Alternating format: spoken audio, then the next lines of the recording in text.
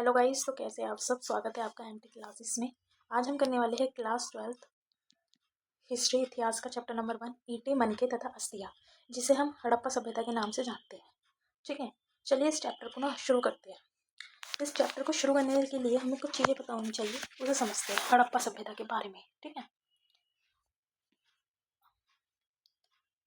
तो गाइस हुआ गया था कि 1920 से पहले ऐसा माना जाता था कि मिस्र की सभ्यता, ठीक है, मिस्र की सभ्यता और मेसोपोटामिया की सभ्यता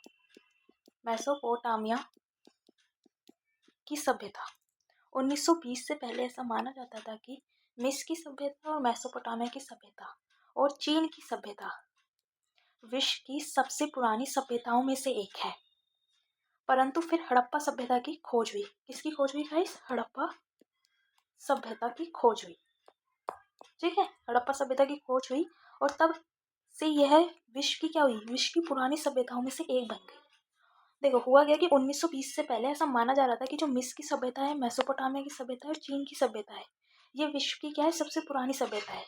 लेकिन जब हड़प्पा सभ्यता की खोज हुई तो ऐसा ज्ञात होता है कि हड़प्पा सभ्यता जो है वो पुरानी सभ्यताओं में से एक है। ठीक है, अब हड़प्पा सभ्यता की खोज कैसे हुई इसको थोड़ा जानते हैं। ठीक है, हेडिंग डाल दीजिए आप अपनी कॉपी में, हड़प्पा सभ्यता की खोज।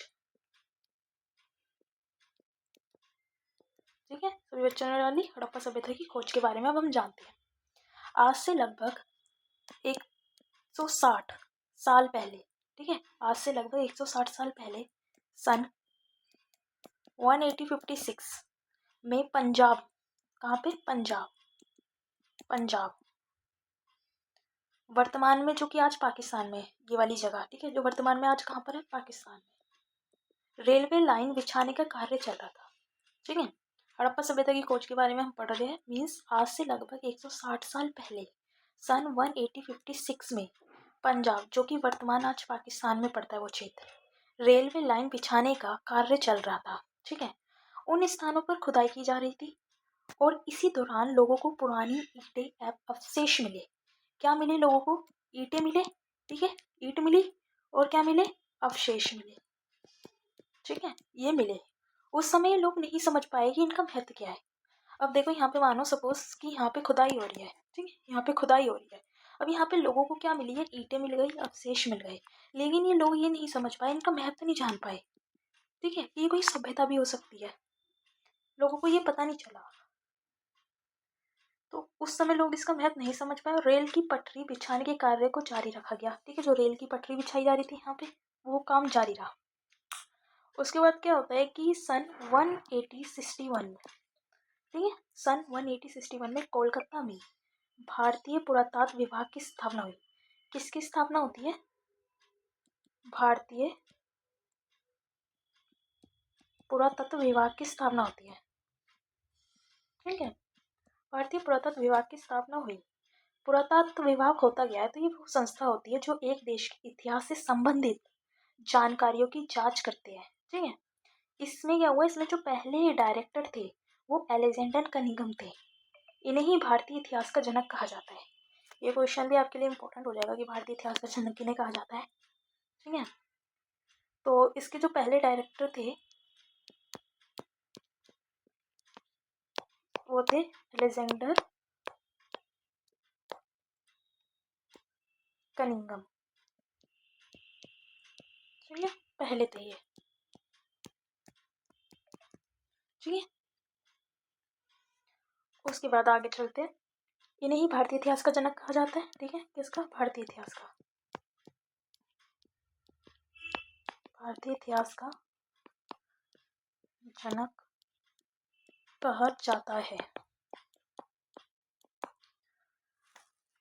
इनके बाद क्या हुआ कि इनके बाद जॉन मार्शल, ठीक है, जॉन मार्शल आए 1902 से 1928 में, पुरातत्व विभाग के डायरेक्टर बने। अब समझना चीज़ को। ठीक है, यहाँ से मैं रफ कर दूँ इसको, यहाँ पे लिख सकते हैं, पॉइंट को नोट कर लेना। क्या होना है? जॉन मार्शल 1902 से 1928। पुरातत्व विभाग के डायरेक्टर बने। ठीक है, डायरेक्टर बने। अब इन्हीं के दौर में हड़प्पा सभ्यता की खोज हुई। ठीक है, इन्हीं के दौर में क्या होता है, हड़प्पा सभ्यता की खोज होती है। हड़प्पा सभ्यता की खोज हुई।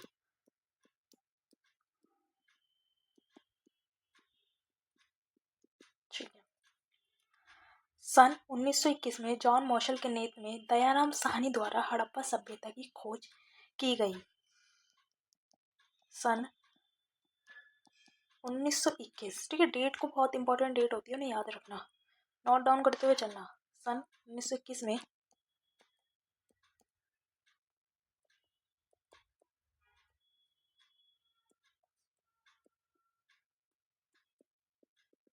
ठीक है, सब कुछ नोट करते हुए चलो, इंपॉर्टेंट पॉइंट्स है, जब भी मैं आपको लिख कर पढ़ा रही हूँ। दयाराम साहनी द्वारा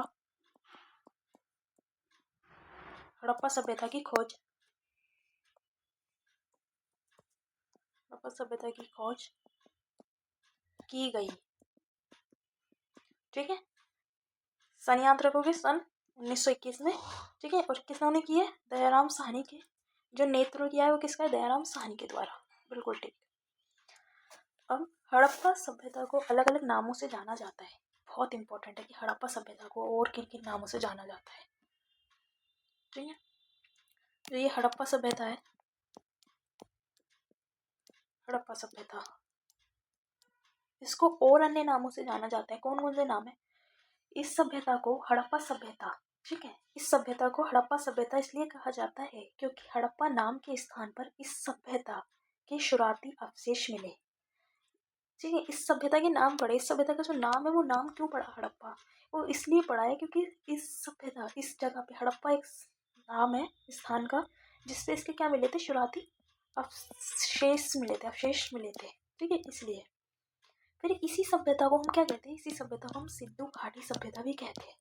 सिंधु घाटी सभ्यता, कभी भी एग्जाम में ये कंफ्यूज मत होना कि हड़प्पा सभ्यता पढ़े कि सिंधु घाटी सभ्यता पढ़े कि ईंटें मन के और रस्ते पढ़े, ये सब कुछ एक ही है। ठीक है, इसी को हड़प्पा सभ्यता को ही सिंधु घाटी सभ्यता कहा जाता है। और क्यों कहा जाता है, इस सभ्यता को सिंधु घाटी सभ्यता कहा जाता है क्योंकि यह सिंधु नदी के किनारे बसी थी। ठीक है, कहाँ बसी थी, सिंधु नदी के किनारे बसी थी। ठीक है, सिंधु नदी के किनारे बसी थी, इसलिए इसे क्या कहा जाता है, सिंधु घाटी सभ्यता कहा जाता है। ठीक है, अब हड़प्पा सभ्यता की कुछ भौगोलिक विशेषताओं को जानेंगे। नेक्स्ट हेडिंग डालो, हड़प्पा सभ्यता की भौगोलिक विशेषताएं। समझ तो आ रहा है ना भाई, समझ आ रहा है तो कमेंट जरूर करना कि हाँ जी समझ आ रहा है। विशेषताएं, ये पेन थोड़ा ज़्यादा मोटा लिख रहा है, जो कि मैं इसको कम कर लूँ थोड़ा। ठीक है, अब थोड़ा ज़्यादा आ पाएगा। हड़प्पा सभ्यता की विशेषताओं, तो देखो, अगर इस सभ्यता को हम वर्तमान में देखें, वर्तमान में देखें तो यह सभ्यता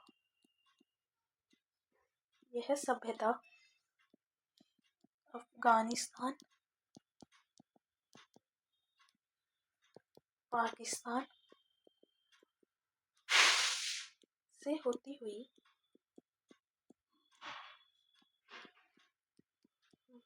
भारत में पर जम्मू कश्मीर से नीचे गुजरात और मध्य प्रदेश के कुछ हिस्सों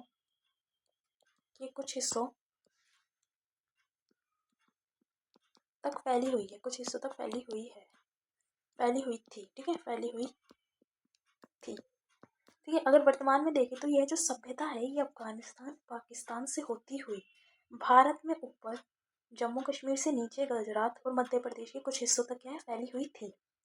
इस सभ्यता को त्रिभुजाकार वाली सभ्यता भी कहा जाता है। इस सभ्यता को क्या कहा जाता है,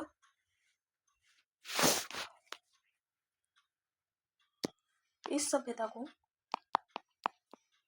त्रिभुजाकार सभ्यता भी कहा जाता है। त्रिभुजाकार सभ्यता भी कहा जाता है क्योंकि ये त्रिभुजाकार क्षेत्र में फैली हुई थी। ठीक है। मेसोपोटामिया और मिस्र की सभ्यता हड़प्पा सभ्यता की समकालीन सभ्यताएं हैं। यानी सभी सभ्यता विश्व में एक ही समय पर थी। मतलब मेसोपोटामिया की सभ्यता भी, मिस्र की सभ्यता, हड़प्पा की सभ्यता सब एक ही टाइम पर थी। ठीक है। अब हड़प्पा सभ्यता का काल क्या है? ठीक है। हड़प्पा सभ्यता का काल, तो ये जो हड़प्पा सभ्यता है, हड़प्पा सभ्यता का काल 2600 ईसा पूर्व से 1900 ईसा पूर्व तक माना जाता है। मतलब ये हड़प्पा सभ्यता है, इसका काल क्या है? 2600 ईसा पूर्व से 1900 ईसा पूर्व तक इस सभ्यता का काल माना जाता है।